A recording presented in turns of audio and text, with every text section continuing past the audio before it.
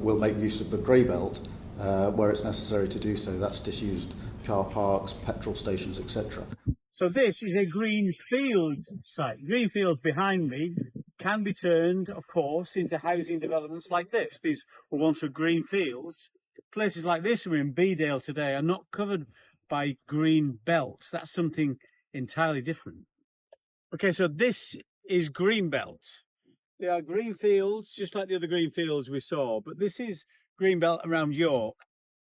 In the distance behind me there, you can see Bishopthorpe, a village just south of York. If I move around here, in the distance here, you won't be able to see it, but there is another village called Copmanthorpe. And these are separated by Greenbelt. This is here for a purpose. It's to stop these villages merging together. So there are reasons why we have Greenbelt. Usually you have it round cities to stop cities getting too big and sprawling, but also the villages outside them joining together and those villages losing their historic character. That's why you have Greenbelt.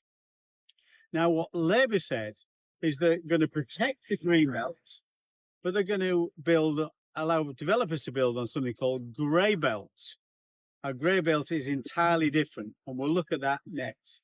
When it comes to plan making, Mr. Speaker, we're asking local authorities to take a sequential approach. Brownfield first, densify those brownfield sites if possible, work cross-boundary where possible, and only then explore grey belt release and greenfield release. Well, when in opposition and when in government, Keir Starmer and Angela Rayner said it would just be, grey belt would just be a bit of wasteland, the odd garage forecourt. They said that. You'll see that in a minute.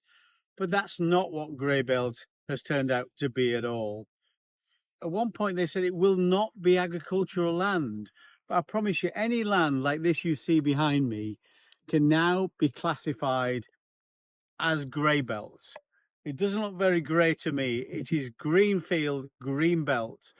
And lots of this land the size of Birmingham in this parliament alone could go as grey belt, which actually is just reclassified green belt.